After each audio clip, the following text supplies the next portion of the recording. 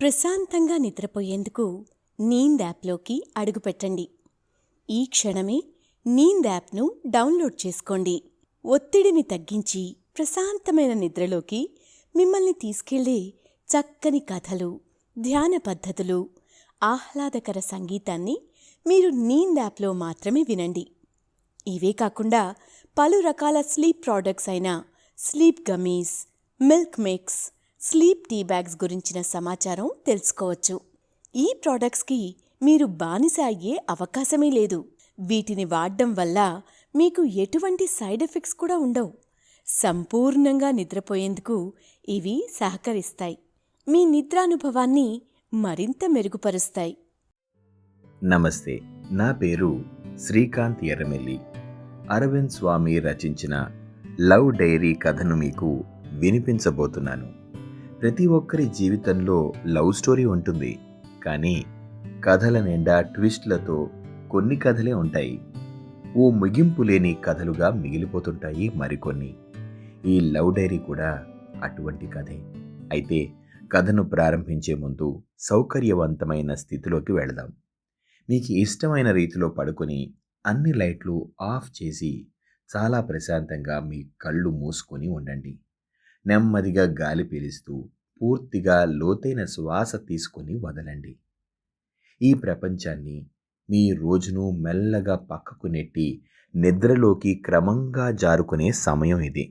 మరోసారి నెమ్మదిగా గాలి పీలుస్తూ పూర్తిగా లోతైన శ్వాస తీసుకుని మీ శరీరంలోని ఒత్తిడి మొత్తాన్ని బయటకు వదిలివేయండి. ఇప్పుడు చేయాల్సిందల్లా విశ్రాంతి తీసుకోవడం మాత్రమే. సేద తీరటం, పూర్వస్థితికి రావటం, ఇదే మనం ఇప్పుడు ఫోకస్ చేయాల్సిన అంశం. మీరు ఇప్పుడు మంచం మీద ఉన్నారు. రోజువారీ అలసట నుంచి మీ శరీరం ఎంతో విశ్రాంతి కోరుకుంటోంది. ఇలా విశ్రాంతి తీసుకుంటున్నట్లుగా మీకు అనిపిస్తోంది కదూ. కాళ్ళ నుంచి మొదలుపెట్టి మీ అవయవాల్లోని ఒత్తిడిని ఒక్కొక్కటిగా బయటకు పంపేయండి. మీకోసం అవన్నీ రోజంతా చాలా కష్టపడ్డాయి, కాబట్టి వాటికి విశ్రాంతి తీసుకునే అర్హత ఉంది. ముందుగా మీ పాదాల్లో మొదలైన విశ్రాంత అనుభూతి క్రమంగా మీ చీలమండలం, మోకాలి క్రింది భాగం, అక్కడి నుంచి మోకాళ్ళలోకి ప్రవేశిస్తుంది. ఇప్పుడు మీ కాలి ఎగువ భాగాన్ని, తుంటిని విశ్రాంతి తీసుకొనివ్వండి. ఈ విశ్రాంత అనుభూతి క్రమంగా మీ పొత్తి కడుపు నుండి దిగువ వీపు, ఎగువ వీపు, తర్వాత ఛాతీలోకి నెమ్మదిగా ప్రవేశిస్తుంటుంది. అక్కడి నుంచి మీ భుజాల్లోకి, ఆ తర్వాత చేతుల్లోకి, చివరగా వేలి కొనల వరకు వెళ్తున్నట్లుగా అనుభూతి చెందండి. ఆ పైన మీ మెడ, తల, ముఖం వరకు ప్రవహిస్తుంది ఈ అనుభూతి. ఇప్పుడు మీ శరీరం మొత్తం ప్రశాంతంగా, రిలాక్స్డ్గా, నిద్రకు సిద్ధంగా ఉంది. త్వరలో మీరు చక్కని నిద్రలోకి జారుకోబోతున్నారు. డ్రీమ్ ల్యాండ్లో ప్రశాంతంగా ప్రయాణిస్తారు. ఈ ప్రయాణం ఉదయం వరకు కొనసాగుతూ ఉంటుంది. కాబట్టి మీరు కథను వింటున్నప్పుడు మీ శ్వాసను కూడా అనుసరించండి. అద్భుతమైన నిద్రానుభవం కోసం మీ శరీరం మొత్తానికి విశ్రాంతిని ఇస్తూ స్థిరంగా ఉండండి. అనిల్, సంజన మధ్య డైరీతో మొదలైన లవ్ డైరీతో ఎలా ముగిసిందనేది మనం ఇప్పుడు తెలుసుకుందాం. ఈ ప్రేమ కథలో ప్రధాన పాత్రలైన అనిల్, సంజనకు జీవితంలో ఇంతవరకు ఒక్కొక్కరికి పరిచయం లేదు. అనిల్ ఒకరోజు ఒక డైరీ కొనుక్కోవడానికి దగ్గరలో ఉన్న బుక్ షాప్కి వెళ్తాడు. తన అవసరాలు ఏంటో, ఎలాంటి డైరీ కొనుక్కోవాలనే దానిపై అనిల్కి క్లారిటీ ఉంది. అనుకున్నట్లుగానే డైరీ కొనేందుకు బయలుదేరతాడు అనిల్. అక్కడికి వెళ్ళాక డైరెక్ట్గా తాను అనుకున్న డైరీని అడుగుతాడు. కానీ ఆ షాప్లో అనిల్ కోరిన డైరీ ఒక్కటే ఉంటుంది. అప్పటికే ఒకరు వచ్చి ఆ డైరీ కోసం డబ్బులు ఇచ్చి వేరే షాప్కి షాపింగ్ చేద్దామని వెళ్తారు. అనిల్ కోరినటువంటి ఆ డైరీని ఉంచి వెళ్తారు అక్కడే. అలా చెప్పి వెళ్ళిన వారు ఎవరో కాదు, ఆమె పేరే సంజన. అయితే ఈ డైరీ అనేది అనిల్కి చాలా అర్జెంట్. అలా కావడంతో షాపు అతనిని వాళ్లకు వేరేది ఉంటే అరేంజ్ చేయండి, నాకు ఇది ఇవ్వండి ప్లీజ్ అని అడుగుతాడు అనిల్. కానీ షాపు యజమానికి మాత్రం అలా చేయడం ఇష్టం లేదు. అందుకు ఒప్పుకోకపోవడంతో చేసేదేమీ లేక ఇక షాపు నుండి వెళదామని బయలుదేరతాడు. అదే సమయంలో అప్పుడే సంజన ఎంటర్ అయింది. ఆమె డైరీ వైపు చూసి, ఇంకా ప్యాక్ చేయలేదా? అదేంటండి అని అడిగింది. దానికి షాపు యజమాని స్పందిస్తూ, తప్పకుండా ఈ డైరీనే కావాలా మేడం? అంటే అని అడుగుతాడు. ఏంటి మీ ఉద్దేశం? ఇది బాగా నచ్చింది కాబట్టే కదా కొనుక్కుందాం అనుకుంటున్నాను, లేదంటే దీన్నే ఎందుకు తీసుకుంటా అని అడుగుతుంది ఆశ్చర్యంగా. అంటే అంటే ఈ డైరీని ఆయన కావాలంటున్నారు అని అనిల్ వైపు చూపిస్తూ అంటాడు ఆ షాప్ యజమాని. ఇదెక్కడ గోల్రా బాబు, నాకేసి చూపిస్తారేంటి ఆయన వేలు అనుకుంటూ అనిల్ అటువైపు తిరుగుతాడు. కానీ షాపు యజమాని అభ్యర్థనను సంజన సున్నితంగా తిరస్కరిస్తుంది. ఇక ఉన్న ఒక్క ఛాన్స్ కూడా పోయింది అని అనిల్ అనుకుంటున్న సమయంలో సంజన అన్న ఈ ఒక్క మాట కథను మలుపు తిప్పబోతోంది. ఆ డైలాగ్ ఏంటంటే, ఈ డైరీ నాకు అవసరమే, ఏ షాప్లో కూడా దొరకలేదు, కాకపోతే మీరు కూడా దాన్ని బాగా ఇష్టపడుతున్నట్టున్నారు, కాబట్టి ఓ పని చేద్దాం, ఓ 3 రోజులు ఈ డైరీని మీరు వాడుకోండి. మీరు నిజంగానే డైరీని ఇష్టపడితే ఏదో ఒకటి రాస్తారు.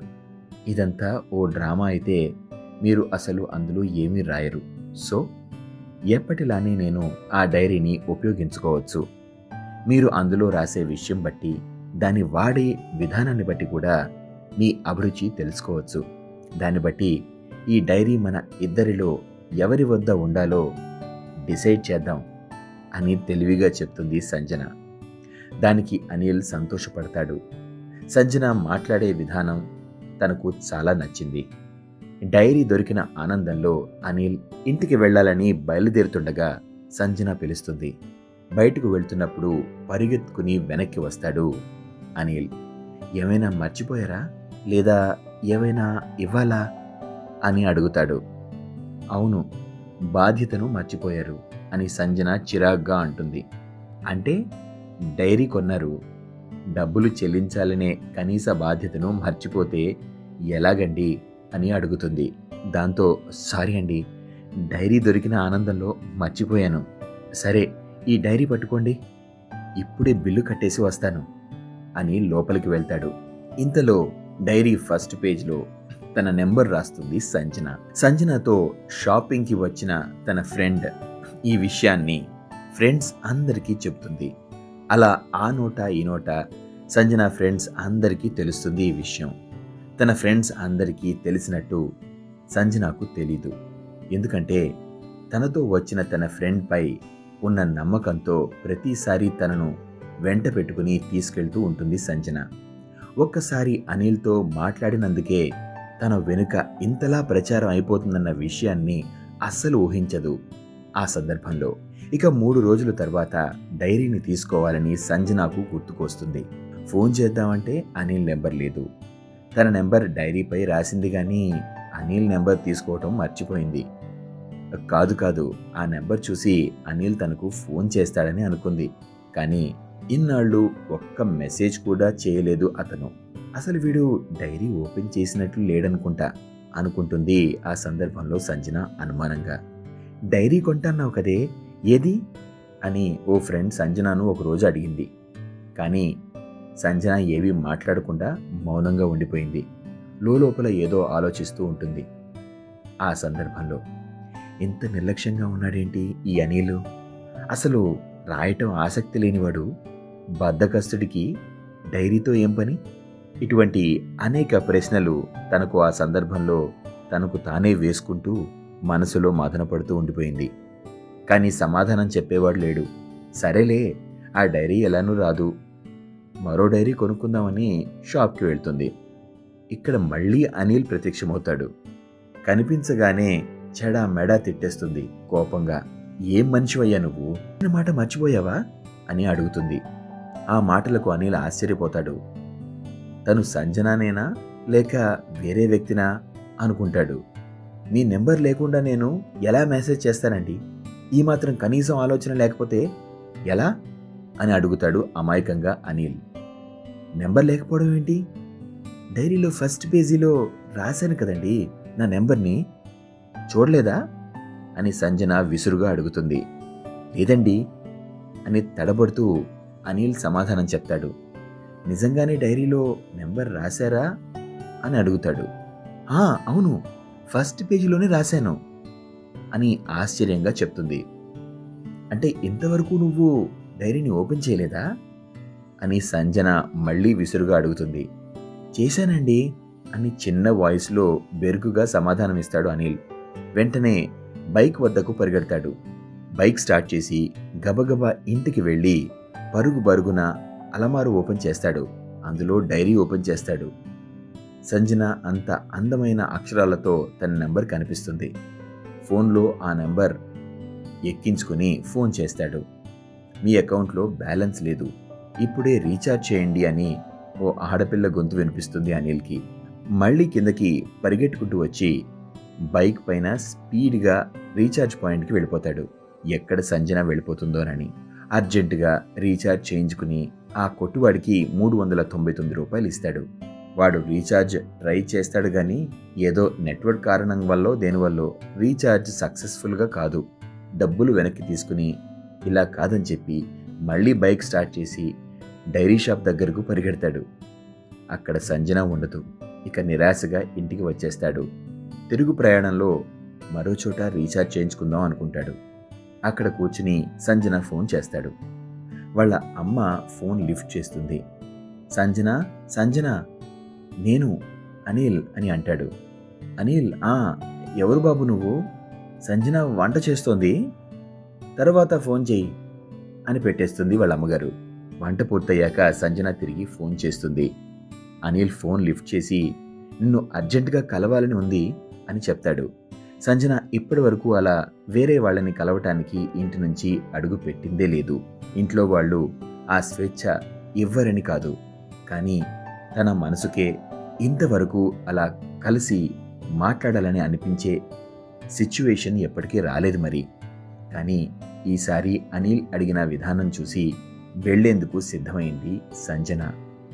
తన ఫ్రెండ్ని కూడా రమ్మని తోడుగా అడుగుతుంది. ఇద్దరూ కలిసి పార్కులోకి వెళ్తారు. సంజన అనిల్ మాట్లాడుకుంటూ ఉండగా సంజనకు తెలిసిన ఒక వ్యక్తి వచ్చి పలకరిస్తాడు. అప్పటి నుంచి సంజన లోపల భయపడుతూ ఉంటుంది. ఇంట్లో వాళ్ళకి ఎక్కడ చెప్పేస్తాడో ఈ విషయాలన్నీ, ఇలా పార్కుకు వచ్చానని అనుకుంటూ ఉంటుంది మనసులో కంగారుగా. ఆ భయం కంగారుతో కనీసం మాట్లాడేందుకు కూడా సాహసం చేయట్లేదు తను. అక్కడి నుంచి లేచి ఇంటికి బయలుదేరి వెళ్ళిపోతుంది. కానీ వాళ్ళ ఇంట్లో వాళ్ళకి ఆ వ్యక్తి పార్కులో వాళ్ళని చూసిన విషయం చెప్పలేదు. దీంతో సంజన ఊపిరి పీల్చుకుంది. అప్పటి నుండి తరచుగా అనిల్ సంజన కలుసుకోవడానికి ప్రయత్నించడం, ఇలా ఇక ఇద్దరూ ఒకరిని విరిచి ఒకరు ఉండలేనంతగా తయారవడం జరుగుతాయి. ఇక ఒకరినొకరు పెళ్లి చేసుకుందాం అని అనుకుంటున్న తరుణంలో అనిల్కు ఒక ఉద్యోగం రావడంతో ఢిల్లీ వెళ్తాడు.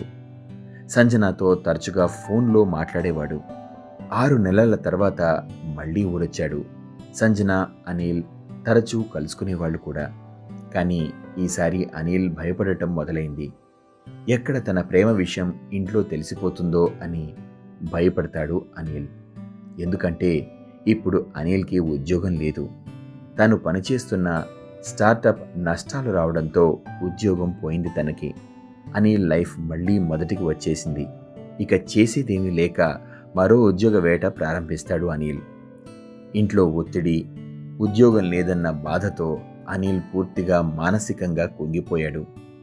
ఇక అనిల్ పరిస్థితి మారకపోవడంతో అనిల్కు సంజన మధ్య గొడవలు నెమ్మదిగా ప్రారంభమయ్యాయి.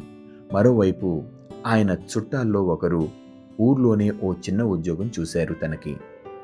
అనిల్ ఇక పూర్తిగా ఉద్యోగం మీదనే దృష్టి పెట్టాడు.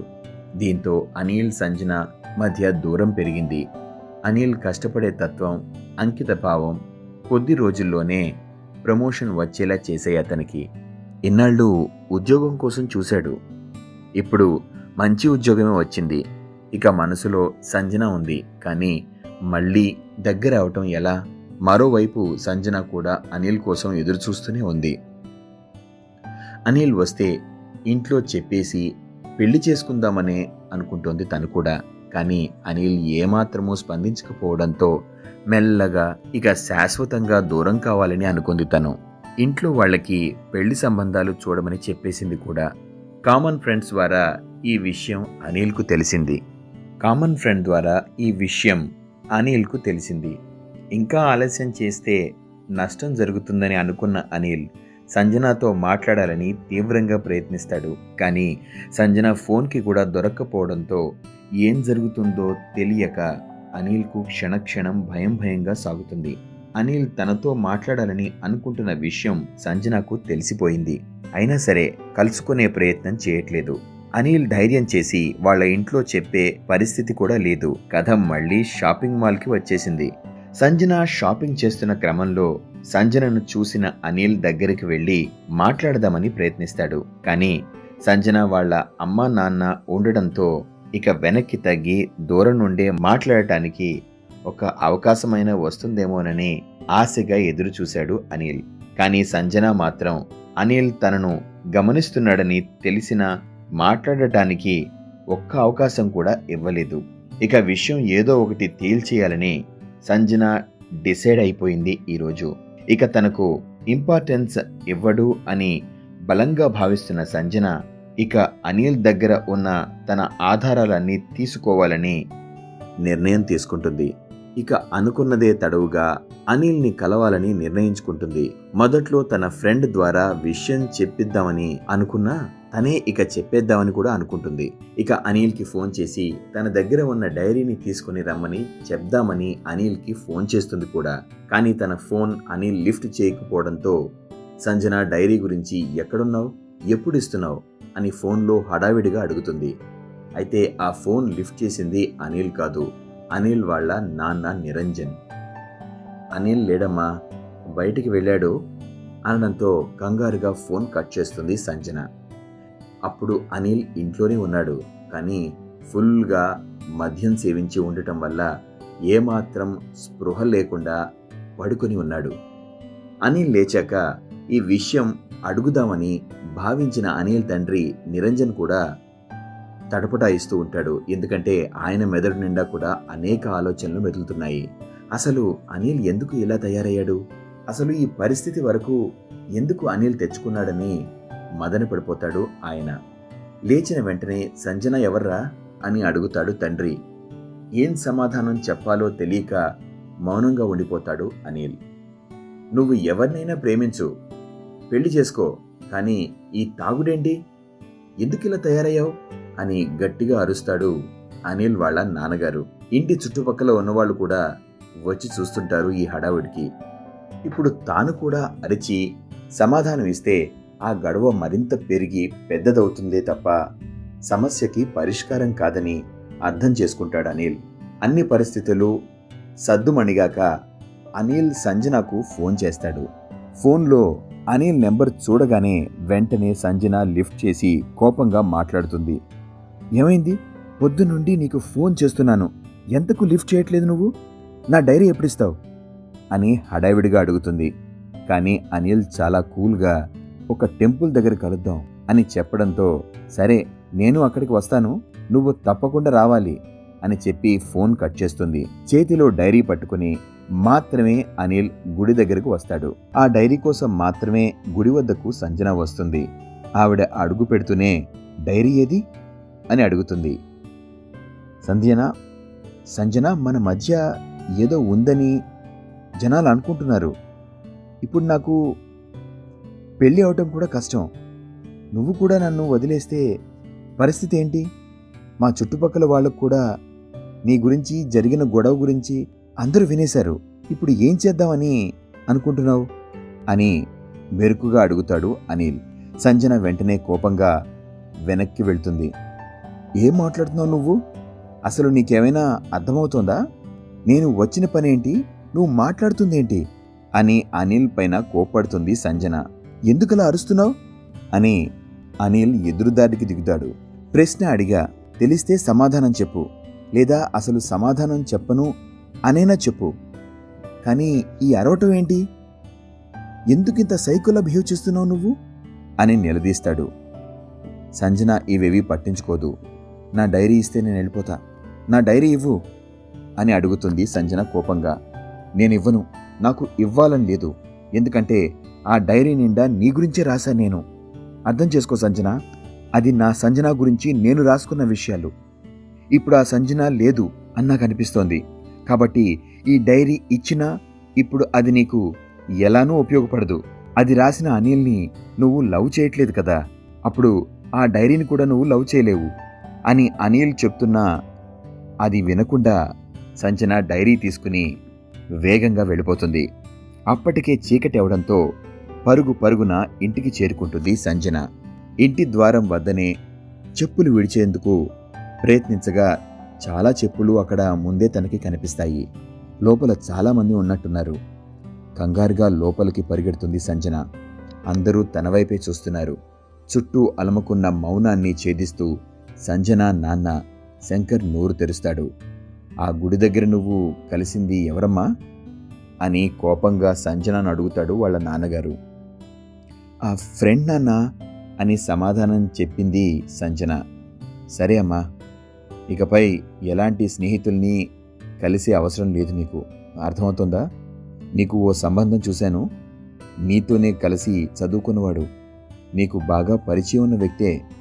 నీకు జీవితాంతం ఓ భర్తలా కాకుండా స్నేహితుడిలా ఉంటాడు అని శంకర్ చెప్తాడు. సంజన కూడా ఏదైనా మాట్లాడుతుందని ఆమె స్నేహితులందరూ ఎదురు చూస్తూ ఉంటారు. ఆ సందర్భంలో నేను ఈ పెళ్లి చేసుకోను అని సంజన అంటుందని వారి నమ్మకం.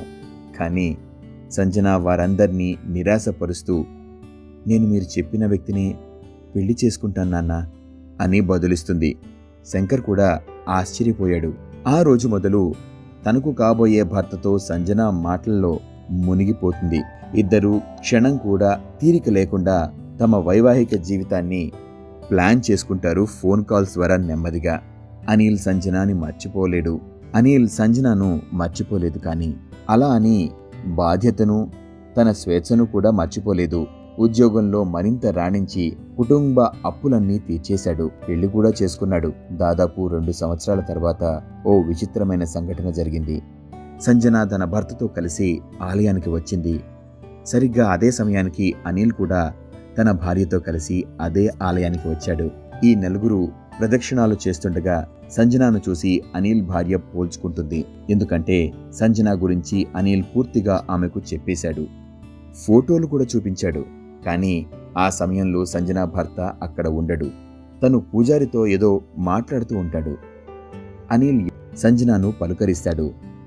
మీ భర్త ఎక్కడా అని అడుగుతాడు. చూపిస్తాను, ఆగండి అని ఆయన్ని పిలుస్తుంది సంజన.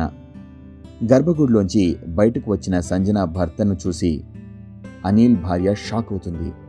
వీళ్ళిద్దరూ షాక్ అవటం చూసిన అనిల్ సంజనాలు కూడా ఒక్కసారిగా షాక్లో ఉండిపోతారు. తీరా ఆరా తీస్తే సంజన భర్త అనిల్ భార్య గతంలో ప్రేమించుకున్నారని తెలుస్తుంది. అప్పటి వరకు ప్రశాంతంగా సాగిన వారి జీవితాలు ఇప్పుడు మరో మలుపు తిరగబోతున్నాయి. వాటిని పార్ట్ 2లో తెలుసుకుందాం. ఈ కథను మిస్ కాకుండా ఉండేందుకు ఇప్పుడే సబ్స్క్రైబ్ చేసుకోండి. సబ్స్క్రైబ్ చేసుకున్నాక ప్రశాంతంగా నిద్రలోకి జారుకోండి.